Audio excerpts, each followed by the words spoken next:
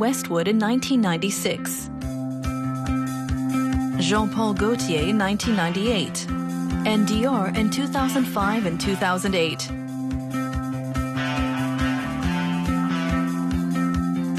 In that year, Christian Lacroix also looked to the 18th century for inspiration. Now contemporary takes on courtly costume are on show in Versailles, alongside with the historic originals. This dress is 15 years old.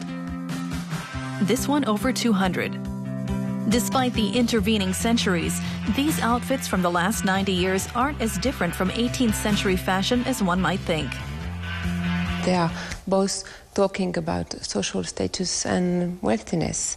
And of course, when you have a sack dress in a beautiful silk textile, or when you are wearing a Chanel high fashion dress, it means that it's quite vulgar to say that, but it means that you are able to offer this kind of dress, and it means that you are also living in a society which has this social code.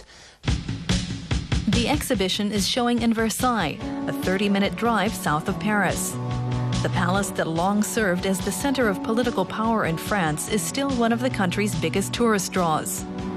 Its pomp and glamour had a tremendous influence on arts and architecture across Europe. At the 18th century, the French court was one of the most prestigious. What we like to think that it was the most prestigious, but of course not. There was the English one, the Swedish one, and Danish one, and Spanish one. But anyway, it was one of the most prestigious courts. And all the European court were looking at us. Over 200 years after the French Revolution, Versailles has lost none of its mystique. Designer Karl Lagerfeld is one of its many famous fans. Ich liebe Versailles. I love Versailles. I love fashion. I love fashion throughout the centuries. Today we have movie stars and red carpets. Back then we admired aristocrats' costumes.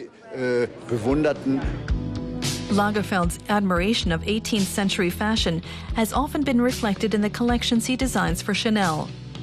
In the current exhibition, these are presented together with the costumes that inspired them.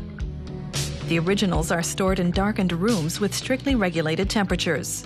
Of course, they are not copying, strictly 18th century dress. For them, it is kind of fancy or dream. 18th century inspiration gives them the right to be luxurious. Take Dior's modern twist on Rococo flamboyance. Typically, it featured stylized silhouettes, flouncy fabrics, and lavish embroidery.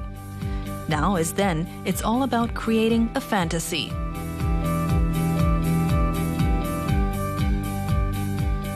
All these centuries are dialoguing, so you can see that there is that high fashion is coming from all this 18th century luxury fashion. So there is a thread, a real thread, and it's also interesting to observe how fashion is looking at herself and consuming. She's consuming herself. The exhibition provides a glimpse into a world of high fashion that's no less enchanting in 2011 than it was during the days of Marie Antoinette.